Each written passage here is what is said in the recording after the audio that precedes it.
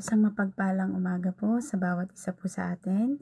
Good morning po mga kapatid, kaibigan. Have a blessed Sunday po sa bawat isa po sa atin.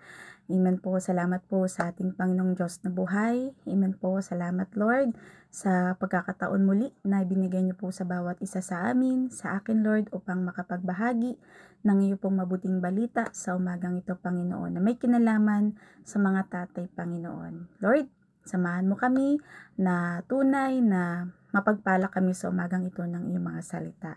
Salamat po.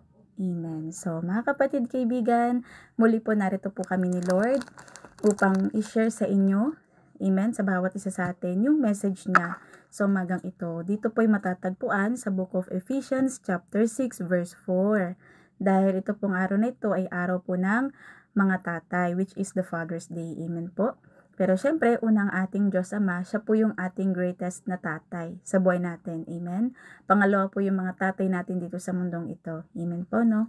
So, sige po, makibukas po tayo sa Book of Ephesians chapter 6 verse 4. Ang sabi po dito, "At kayong mga ama, huwag ninyong ipamungkahi sa galit ang inyong mga anak, kundi inyong turuan sila ayon sa saway at aral ng Panginoon." Amen. Salamat sa Diyos sa kanyang mensahe patungkol sa mga tatay. Amen. Nais ituro sa atin ng Panginoon, lalong higit sa mga tatay po. Amen po. Sa lahat ng mga tatay. Amen po. Happy Father's Day po. Na sinasabi dito na, na kayo daw pong mga ama. Kayo pong mga tatay. Amen po. Huwag ninyong pagagalitan ang inyong mga anak. Amen po. Kumbaga, kung kayo may magagalit, may kasama pa ring pagmamahal. Kumbaga, imbes na pagsalitaan nyo sila ng mga masasama o masasakit na salita, amen po. Kumbaga, ang salitain nyo sa mga anak po ninyo, yun yung mga aral, yun yung mga salita ng Panginoon. Kasi tunay po na ang pagdidisiplina, hindi po sa ating sariling salita lamang, kundi sa salita mismo ng Panginoon. Yung tamang pagdidisiplina po sa ating pong mga anak. Amen po, hindi lang sa mga tatay, kundi sa mga nanay din po lalo na. Sa mga magulang, amen, na kapag tayo po ay magdidisiplina sa ating po mga kanya-kanyang mga anak, gamitan po natin sila ng Word of God. Amen po. Kasi iba yung salita natin na nanggagaling mismo sa ating bibig, amen, na sinasabi natin sa mga anak natin, na anak, ganito, ganyan, magpakabait ka. Iba yung salita mismo ng Panginoon. So, kinakailangan, kung kayo po ay tatay na kumikilala sa Panginoon, amen po, kung kayo po ay mga tatay na Kristiyano, amen, ilantad nyo po sa inyong mga anak yung Biblia, yung salita ng Panginoon. Amen po. Kapag once na meron kayong hindi nagustuhan sa mga anak ninyo, kausapin po ninyo sila ng malumanay, mahinahon, maayos. Amen po. Upang sa ganun, hindi po sumakit ang kanilang damdamin o ang kanilang mga puso.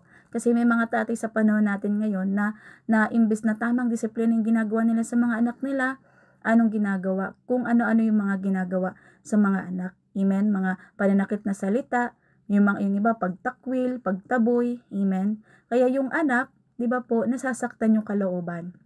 At iniisip na hindi na siya mahal ng tatay niya. Amen po. Kaya kayo pong mga tatay, amen po, Happy Father's Day po sa inyo, sa araw na to, na sinasabi ng Panginoon na turuan ninyo sila ayon sa saway at aral ng Panginoon. Dedepende pa rin po kayo sa salita ng Panginoon. Dedepende pa rin kayo sa Panginoon, hindi sa inyong mga sarili. Amen? Kaya, sa umagang ito, yun lang naman po yung na-share namin ni Lord ngayon tungkol sa mga tatay. Kasi ang ating Diyos po ay tatay natin. Tatay natin sa spiritual. Siya po ang ating greatest tatay.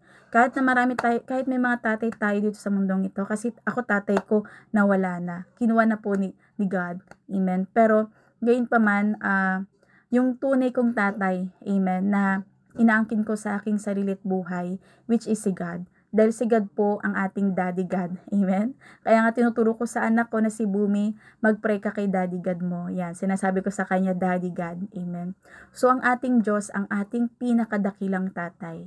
At pasalamatan po natin kayo pong mga anak, even ako, na may binan pong lalaki na pasalamatan po natin ang ating mga tatay. Amen po? So yun lamang mga kapatid, so limitado po yung oras. So salamat sa ating Diyos na buhay sa umagang ito.